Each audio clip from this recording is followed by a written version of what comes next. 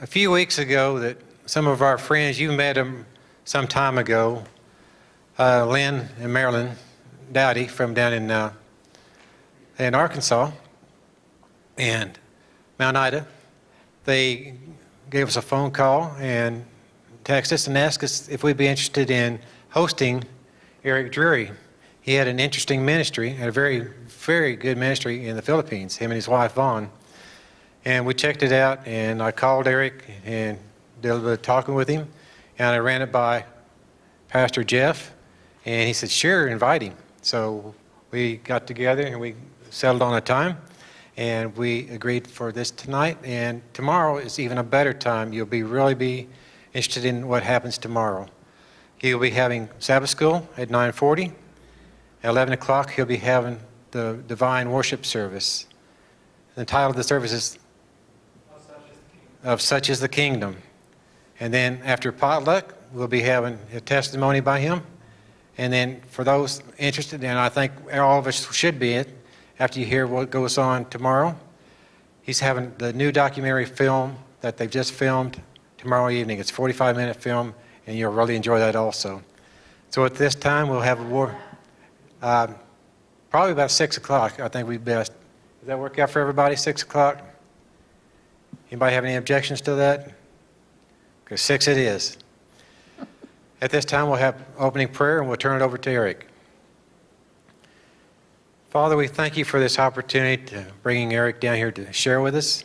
We thank you for the ministry that you've impressed upon him and his wife, Vaughn, to start there in the Philippines. And Father, the need is so much there. We look on the website, we see the pictures, and Lord, it just breaks our heart. These children belong to you. And Lord, you're saving them through this ministry. We thank you so much. Father, we just ask for your blessing. We ask that your angels be here in this sanctuary also tonight. Fill Eric with your Holy Spirit and guide us tonight. In your name we pray. Amen. Eric? Thank you. Okay, I've got the mic on here. I'd like to pray again. Father God in heaven, I come to you, Lord, in the name of Jesus Christ, and I ask, Father, again, that you would anoint my lips, that the people would not hear anything I say, but only hear what you say. I pray, Lord, that your presence would be here with us, that we would have a sense of holiness. Thank you for the Holy Sabbath, and thank you for what you're doing in our lives. May you remove any distractions from us and help us to hear, know, and understand your word. In Jesus' name, amen.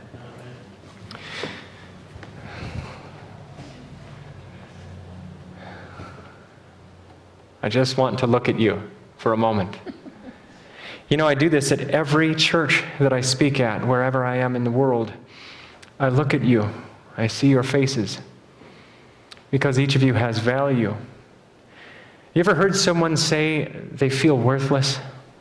Have you ever felt worthless? We've all probably felt that. When someone says they don't have a high self-esteem, you can assure them they don't need self-esteem. They only need to know how much He esteems them, because our lives are worth the life of the Son of God. My name is Eric Drury. I'm the director for Only Seven Ministries. We are a ministry that was born out of necessity.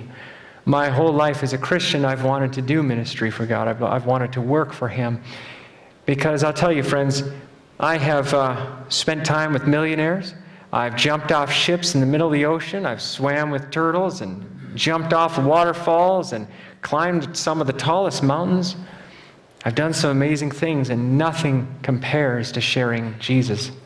Nothing. There's no greater joy and thrill in my life than sharing Jesus with other people. And that is why we started our ministry. What I'm going to show you tonight and share with you is a message/little clip. I'm going to follow up that clip with the message. This is just a brief little video, like a 5-6 minute video, showing you the evangelistic crusade we just did in the Philippines. Tomorrow I'm going to share more about that, and I'm going to share more about my testimony and how I got where I am, how I went from being a 300-pound drinking, drugging person who had no car, no home, no job, and no help, how I went from that to where I am today, traveling the world, sharing Jesus with people and running a ministry, high school dropout to college graduate, It's a story you don't want to miss, and I hope that you can bring some friends. And it's great because it's not really about me. It's all about Jesus.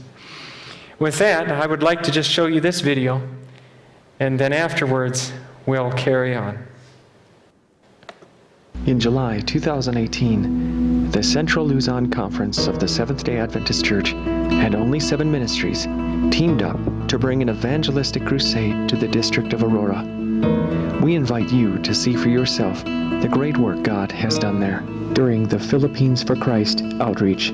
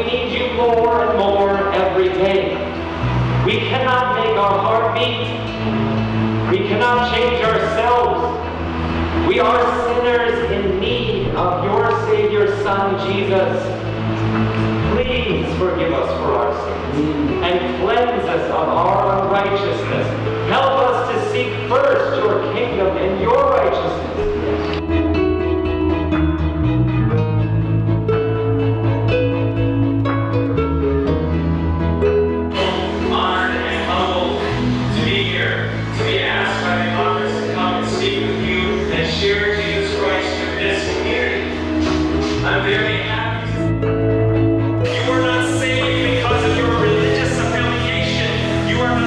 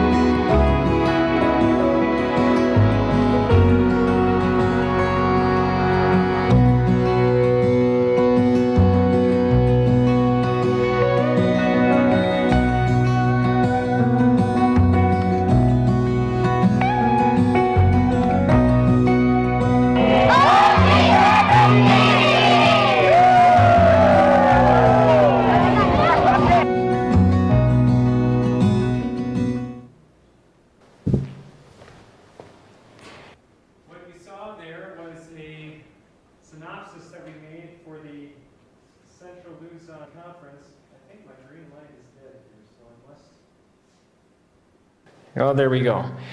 We made that for the conference in the Philippines. They requested that our ministry come in and do an evangelistic series because they had known we were working there for quite some time. And they gave us an option. They said, build your own team of evangelists, and where would you like to speak? I said, where is the greatest need? And so these are just, this is a summary of what we did. We had 3 different sites when Matthew was one of our evangelists, and Katerina. Matthew is from Ouachita Hills College in Arkansas. He's a wonderful young man dedicated to the Lord. Katerina is a lovely young lady from Kazakhstan living in South Korea, and she came and joined our evangelistic team. We had 3 sites, and at the end of that 2-week period of time, we had baptisms. And thank God, with His grace and His help, we had 96 baptisms total, considering we were also running another crusade back in our dump village. So that said, I'm going to share more of the details about our ministry tomorrow. But right now, tonight, I just want to get into a message that is dear to me. And so I'd like to begin with that.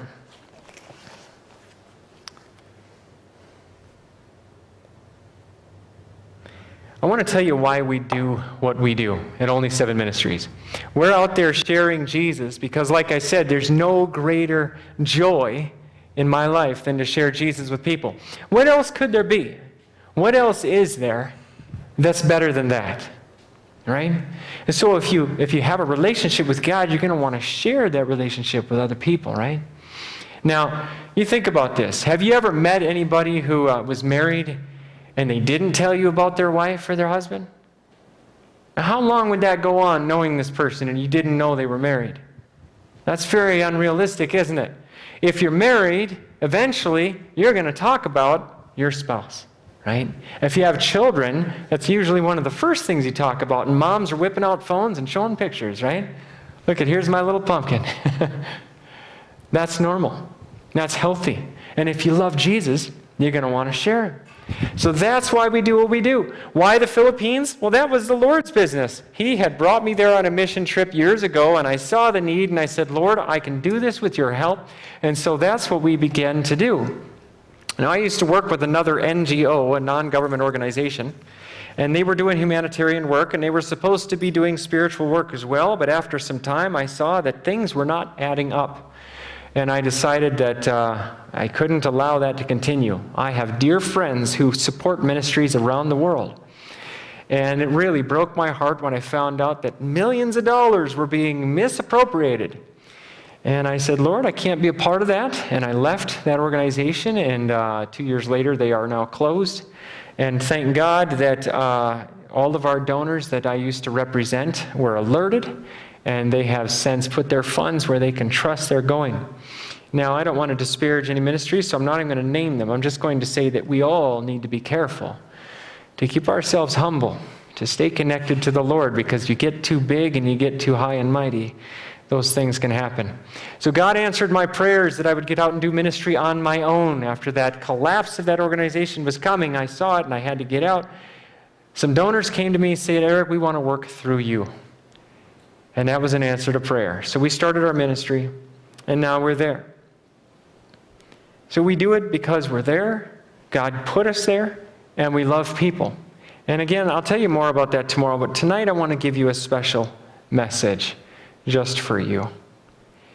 You know, I used to be an addictions counselor, and as an addictions counselor, my job was to try to teach grown men and women how to act like grown men and women instead of like children, because when you are under the vice of Satan, when you are under his grasp and under his burden, you pretty much go into a childlike mode. You know, here's the thing that I shouldn't want, but I do want, and I'm going to keep doing it because it's what I want. And it hurts you terribly. Well, I had a client come into my office one day, and I had done an assessment on him, and I was his counselor, and he's sitting there in my office, and I noticed in his file that it says he's a Christian. So I said, tell me, what does that look like? He said, well, I believe in God, I read the Bible, and I go to church. I said, okay, how do you go to heaven? He said, well, you just got to do your best, live a good life, and just try to be good to people, and then hopefully God will take you. I said, what does the Bible say about how you go to heaven? He said, well, I'm not sure. I said, but you're a Christian. You've taken the name of Christ. You're a Christian, right? He said, yeah. I said, so you believe that because you believe in God, you read the Bible, and because you go to church, that you are a Christian. He says, well, and I pray. I said, all right, well, let me tell you something. Satan believes in God, right? He said, well, yeah. I said, to make him a Christian? No. I said, Satan knows the Bible better than you ever will. To make him a Christian? No. So, you know, Satan loves going to church because he can get people distracted, take their hearts and minds off of whatever's going on, put them on each other, put them on dark things. He said, yeah. I said, and you know, Satan even talks to the Lord in the Bible. It says Satan talks to God. So all those things you told me have nothing to do with being a Christian unless there's love. I said, you never mentioned love. Not one time. Now, husbands, all right? Husbands, listen to me for a second. Imagine that somebody says, hey, how did you meet your wife? Tell me about your relationship. Well, you know, I met her in college, and I decided that since she dressed appropriately and she wasn't clumsy and she had good taste in automobiles and I believed she could cook, I decided that it would be very economical to marry her. And it just seemed the most appropriate thing to do at the time. Is that what you're going to say, husbands? Didn't think so. Your wives are sitting next to you. I didn't think so. And none of you wives would say that. Immediately, the wives are going to say, I got married because I love him. And that's what you would say, gentlemen. Am I right? I married her because I love her. If the first thing out of your mouth isn't about how much you love Jesus when somebody asks you about your faith, then there is something wrong. Okay? Now, listen, that doesn't mean somebody's judging you because of that. The good news is, if that's the case, tonight is your night, because you can turn that around with God's help. Where are we with God? Do we love him? You know, Ellen White said that back in her time, if Jesus had come then, not 1 in 20 in the church would be saved. Which one of you is it? Think about that for a second. And I know what some of you are thinking. Yeah, but we got a pretty good group here. I mean, I know how stats work, statistics works. There's an overall, and then there's an average. But we got a pretty good group here. And you may. But please don't assume that the person next to you is going to heaven just because you think they are. You know, a lady once told me at a church, it was a wealthy church, but it wasn't wealthy in the spirit. She said, you know, it's none of my business to worry about what somebody else is doing in church. It's none of my business to be looking at them or hoping that, you know, their walk with God is okay. I said, it's all our business to make sure that people around us are coming closer to Christ. I shouldn't be judging them. I shouldn't be looking down on them, but I should be trying to lift them up closer to Christ. Please raise your hand and tell me what person on the earth doesn't need to come closer to Jesus. Maybe it's Doug Batchelor? Wrong. Mark Finley? Wrong. Everybody on the earth needs to come closer to Jesus Christ. Especially the leaders, the ones that look like they got it all together. Well, they're human too. And so your leaders here, please pray for them, because they are not only carrying all of you, but they are carrying their own issues and the hopes and dreams for the future of this church. So please be praying for them. And I hope and I believe they are praying for you. It's all about love. If you don't have it, you can't give it. You can't give what you don't have, right? So when I'm asking people questions, as a counselor, as a Christian, I'm asking them questions to get them to think about where they are. Have you ever done that? Where do we first see that in the Bible? God asking questions to get people to think. Where did it happen? Adam and Eve. After the fall, what did Jesus say? Because Ellen White says it was Jesus. He said, Adam, where are you? You think Jesus lost him for a moment there? No, where did I put Adam? He knew where he was. Jesus wanted Adam to think on his own and to reason through this thing. Jesus said, come, let us reason together. So here's Adam saying, where am I? Well, I'm hiding. Well, I've never done that before because I'm afraid. Why am I afraid? And I'm naked. How did this happen? How did it happen that the voice of my Savior that used to draw me to him has now made me run? So we have to ask questions. It is the safest way to open a spiritual conversation. Ask questions. You don't have to come up to people and just hit them over the head with what you believe. Just ask them questions. You know, most people are not even self-aware. That means they don't even know who they are. They don't even know why they do what they do and why they like what they like. Here's a good example. Now, maybe some of you will get this right, but most of you may not.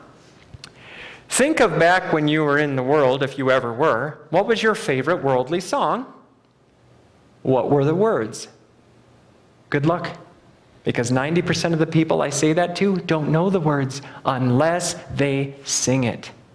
What does that tell you? It's their favorite song. Oh, I love that song. I love it. I love it. I love it. But they don't know the words until the music comes on. They're not even aware of what their own favorite song is, right? And then take it a step further and show them on paper the lyrics, and they're saying, oh my goodness, I didn't know it said that. Things that they never would have brought into church, and they're sitting listening to in their car in the parking lot, and they had no idea the demonic messages. There are people, then you go to the grocery store, and maybe this is you, and if it is, don't worry, this is not a rebuke, this is just a wake-up call. They're in the middle of the aisle. They got their cart in the way, and then they're standing in the way, and when you walk by, you politely say, excuse me. And how do most of them react? Oh, I'm sorry. Why are you startled? You are in the middle of an aisle full of people, in a grocery store full of people. Did it not occur to you that there would be other human beings in your vicinity that needed to get through here? They're not awake. People are sleepwalking, friends. So we've got to politely wake them up by asking questions. And we've got to be loving when we do it. And the first question you need to ask is of yourself. How do I know I am actually connected to my Savior? Because some of us are not. Now, I don't know about in this room, but in our lives, there are people around you who think they are Christians. Am I wrong? The whole world thinks, the whole the U.S. thinks they're Christian. How many Christians have you met this week alone that live like the devil?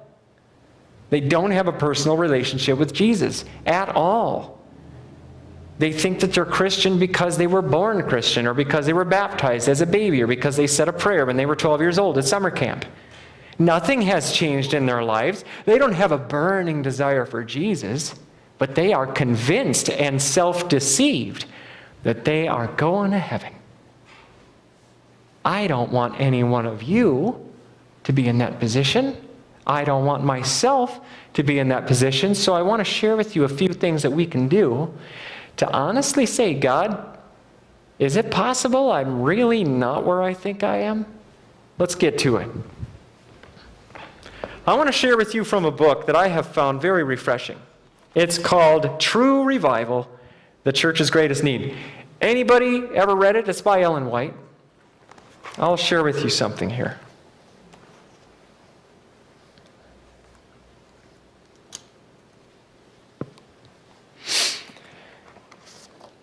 The work is before us. Will we engage in it? We must work fast. We must go steadily forward. We must be preparing for the great day of the Lord. We have no time to lose, no time to be engaged in selfish purposes. The world is to be warned. What are we doing as individuals to bring the light before others? God has left to every man his work. Everyone has a part to act, and we cannot neglect this work, except at the peril of our souls. Friends, you, perhaps better than anyone, know about calamity in May of 2011, when that terrible EF5 tornado came through your town.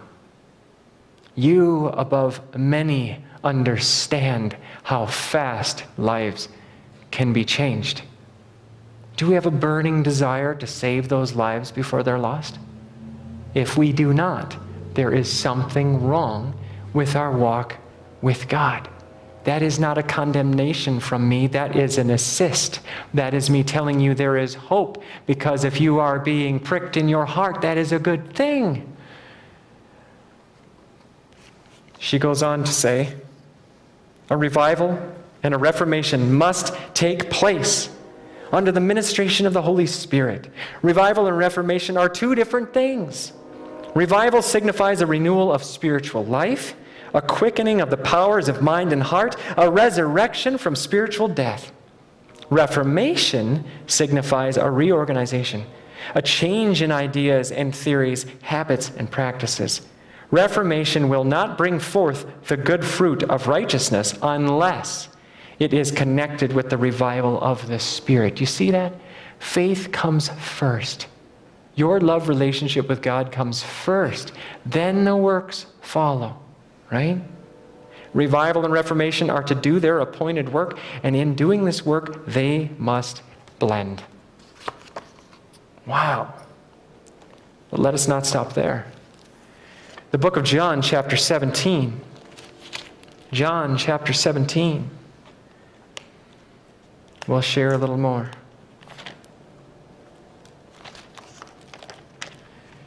John 17, verse 9, we'll start out with.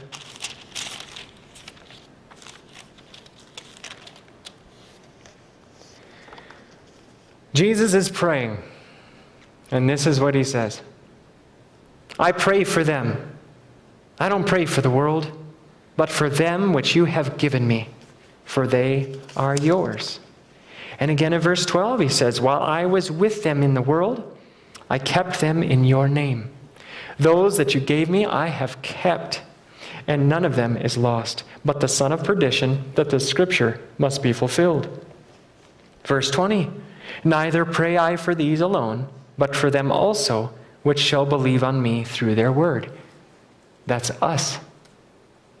It was the book of John that I was reading when I accepted Jesus Christ into my life. We are the ones that he was talking about here. He was praying for the disciples, and he said, Lord, not just them, but also the people who are going to hear based on what they've said. And is not this book what the disciples said?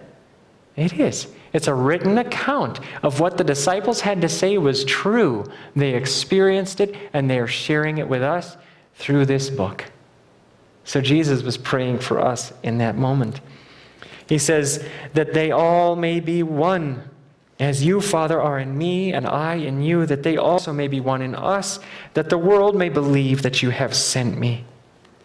Verse 23, I in them, and you in me, that they may be made perfect in one, and that the world may know that you have sent me, and have loved them as you have loved me.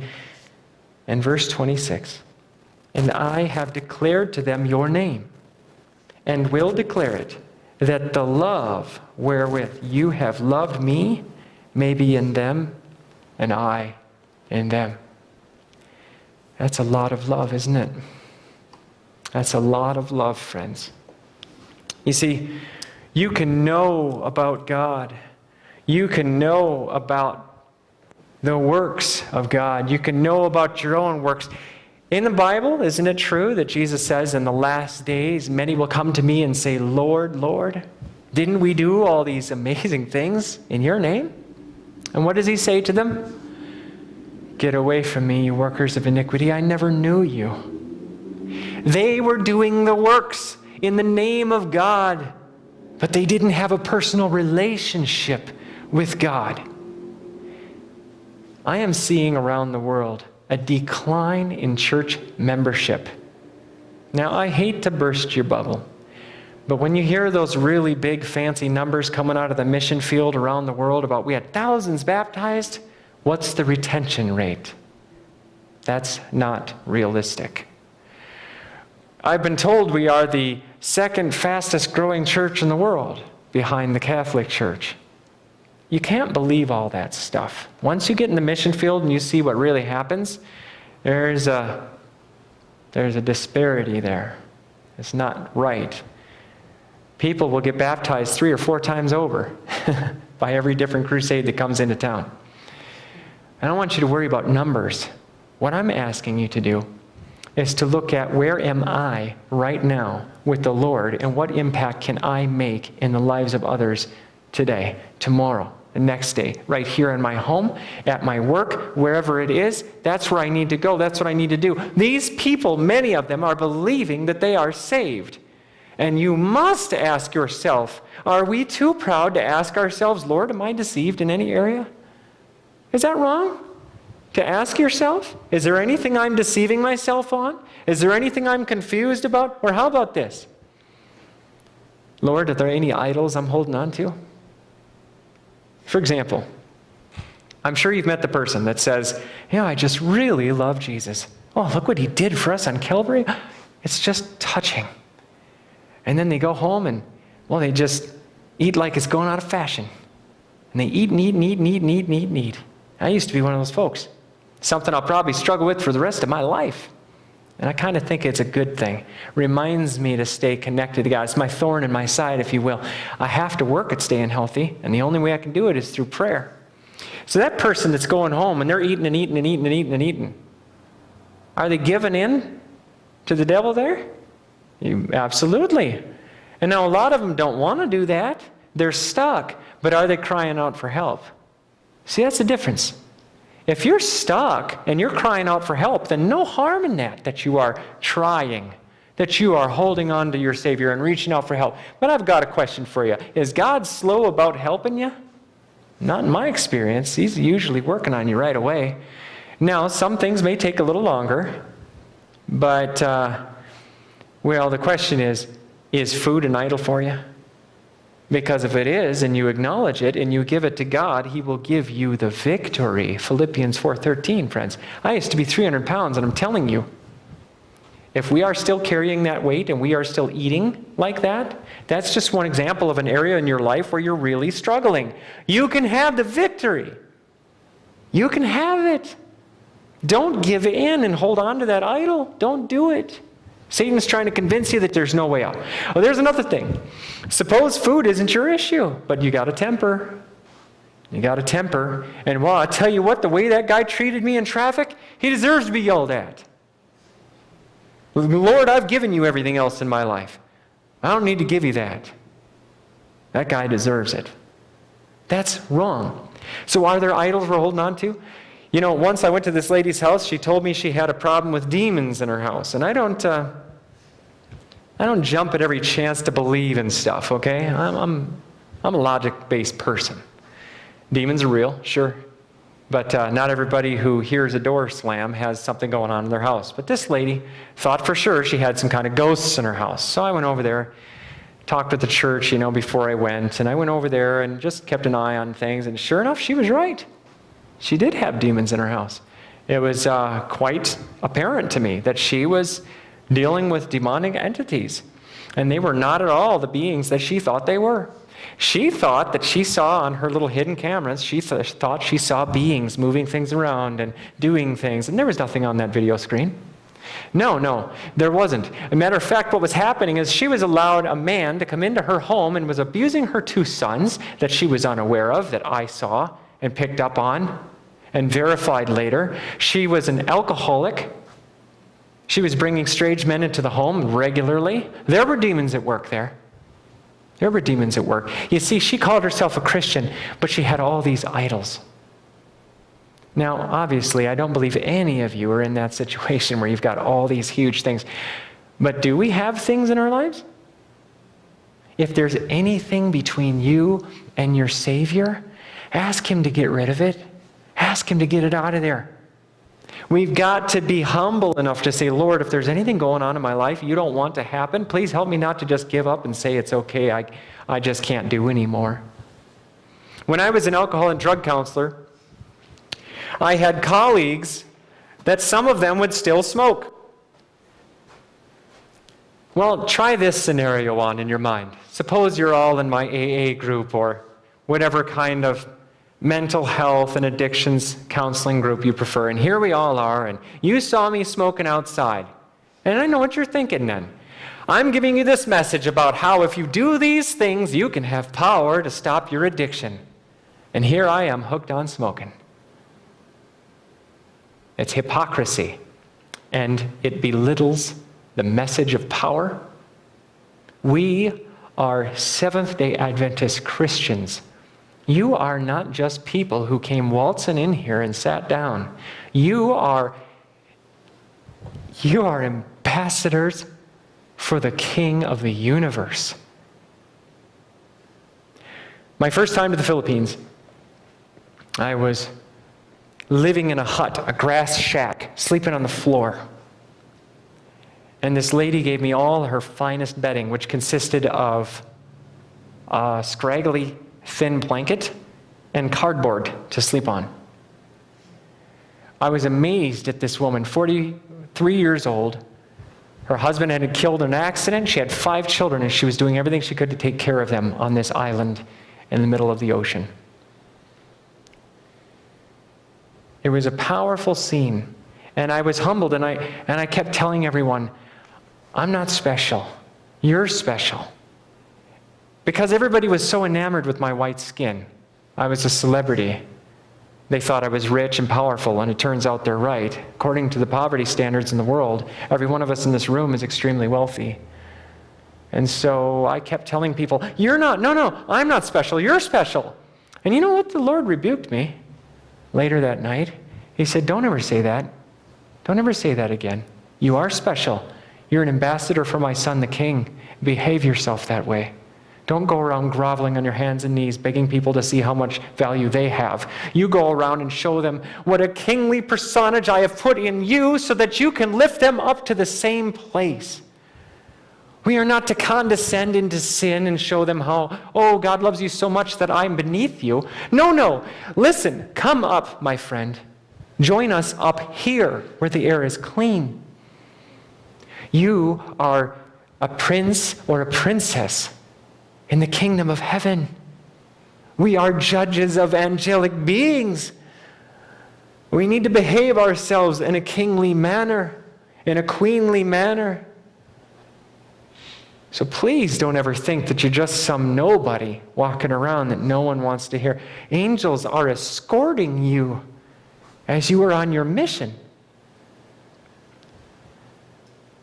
But all this is going to be empty words if this scenario is what's happening in your life. If you don't really love Him, you won't want to share Him. Jesus said that a city on a hill can't be hidden. Right? You don't light a candle and hide it. If you love Him, you're going to have a burning desire to share Him with other people. And if you don't have a burning desire to share Him with other people, there is a problem with your relationship with Jesus. Again, this is not judgment coming from me. This is because I love you enough to tell you the truth. I didn't have to meet you to love you. I don't know where you're from, what your history is, and it's none of my business. All I know is that I serve a risen Savior who can take away your sins and He can change your life. And this is the message that we can share with strangers among us, with our family and friends. And I know it's scary. What if they reject me? What if I lose a loved one because I pushed a little too hard? Look, just go in it with prayer and just ask questions. Get them to think about where they are in life. Just say, listen, Aunt Mary, I'm just curious. No judgment involved here because I don't really know. But what do you think about heaven? Like you personally and you and God. Do you think if you died tomorrow, what would happen? Would I see you there? Because I'd really love to, and I just don't know how you feel about it. Don't be scared. If you love Jesus, you're going to want to share Jesus, right? Don't let all those fears get in the way. So then we're really back down to the main problem. If you don't have a burning desire to share Jesus Christ with people, there is something wrong with your relationship with Him. Because all of you who are here have relationships with people. You have relationships with each other at the very least. How many of you have children? Raise your hand. How many of you have grandchildren, right? Okay, you've got brothers, you've got sisters, you have somebody. And if someone says, hey, tell me about you, Eventually, you're going to start talking about that special person in your life, right? And who's the most special person in your life? It should be Jesus. You know,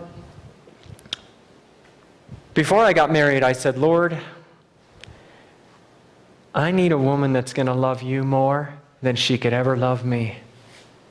Because then she won't commit adultery against you. She won't mistreat you. She'll be honest with you. She will serve you. And those are the things that I need in my life as a husband, right? That's what I need, is a woman that will do that for me. If she won't do it for him, why would she do it for me? So that's what I was looking for, is those qualities, right? I needed her to love Jesus more than she could love me. Do you love Jesus more than anybody else in the earth? Now, I want to do a test with you.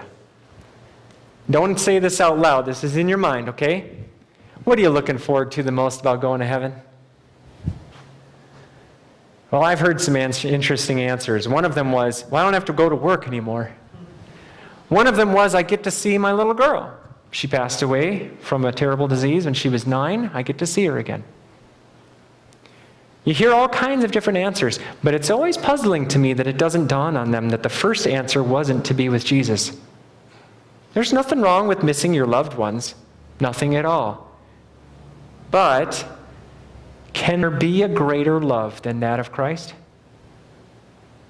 It's the biggest light in the room, and all the moths should be going to that, not to the smaller lights. Now, here's the thing. You put Jesus first, he's going to give you back that loved one if they were saved, right? That's true, but we got to put him first. Recently, a young lady, she's 16, she told me, it's because I'm a youth leader at my church. She said, I know that I love Jesus and I have a relationship with him, but I don't want to be to the point where it takes up all of my identity. I still want to have my own identity and still enjoy things that normal teenagers do. This basically means I want God, but I also want the world. That's what this means. And she's sincere and she's searching, and this young lady, I believe, will come closer to God over time. But is that where we are? Is that where I am? Lord, I want to go to heaven because of these other things. I'll tell you what, if all I ever did was sit on a park bench in heaven and just hold on to Jesus, I would do it. I can't tell you the great desire in my heart to just hold on to him. Tell him, I love you. Thank God I made it. Thank you that I made it. What a sigh of relief you will breathe once he's got you in his arms. You're like, I finally made it. I can breathe. How many of you have been running and running and running and running, and Satan has been chasing you and hurting you? He took family. He took friends. He debilitated you. The terrible things that he's done. Aren't you tired of it? I'm tired of it. This world is not my home. My heart and mind are focused on heaven.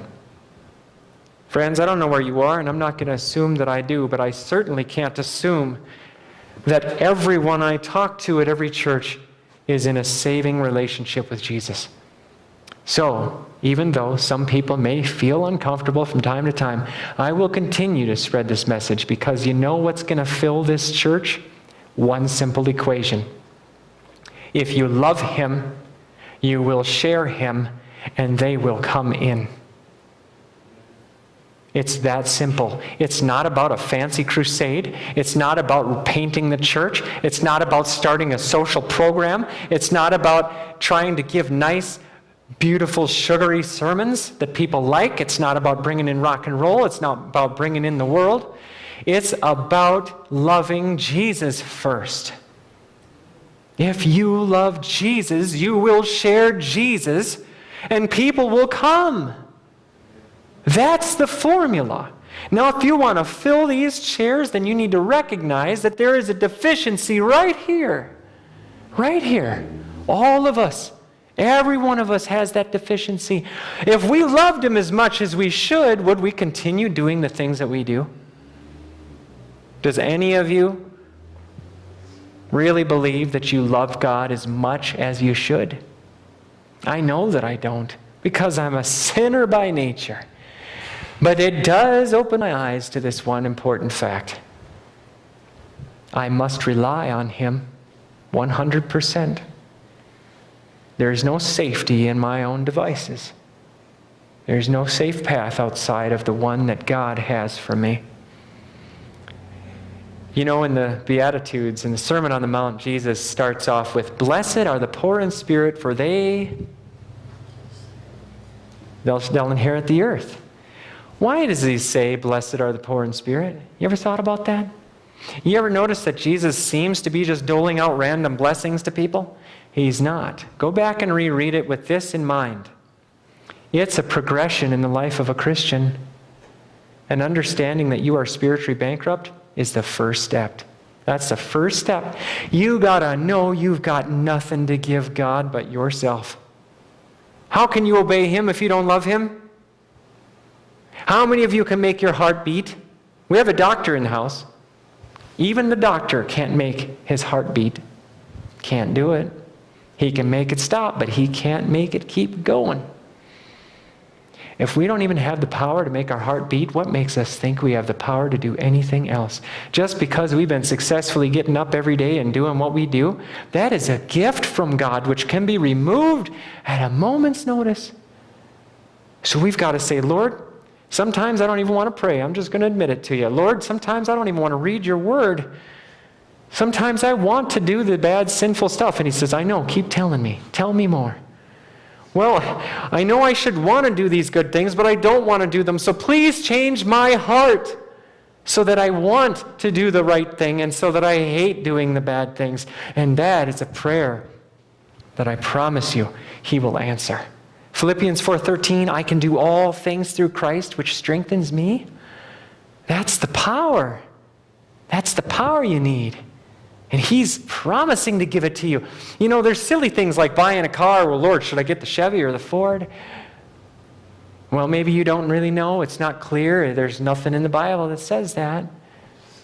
You don't have a guarantee that God's going to give you a clear answer on the Chevy or Ford. He's just going to say, "Look, do the math, work it out, look at the record, look at the history, and you make a decision, and I will help you." But there's one kind of prayer you can be sure you are going to get an answer on, and that is prayers about your spiritual condition. If you say, "Lord, help me to hate overeating and to love being healthy," He will do it. If you say, "Lord, please give me victory over my temper when I'm driving," He will do it, and you've got to believe it. And the most important prayer is the one I just told you. "Lord, I need to love you more. I need to hate sin. Please help me to do that." And He will do it. Even if you don't want to read that Bible, you got to say, "God, help me to want to read it," and then you just grab it and start reading. Even if it's just one verse, you got to start somewhere.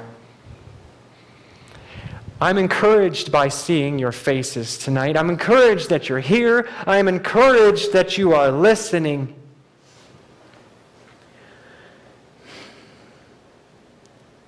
When I'm driving down the road, no matter where I am in the world, when I'm flying, I fly a lot. I see people down on the ground. I see them in their cars driving. Sometimes I'll see a face of a child running barefoot and naked through some village. They don't see me. I see them, and I love them. When I drive by and I see somebody's broke down on the side of the road, if I can't stop and help for whatever reasons, maybe it's not safe, maybe I don't have the equipment, I'm praying for that person. They don't know that, do they? You know how many people I've seen and loved that never knew I existed? That's how I feel about you. You did not know me, but I love you because He loves me. He put that in me. So I'm asking you, brothers and sisters, to please consider that in love I give you this message. I don't know where you are. He knows where you are in your walk with Him. But I do know this, all of us need more of Jesus. Thank you.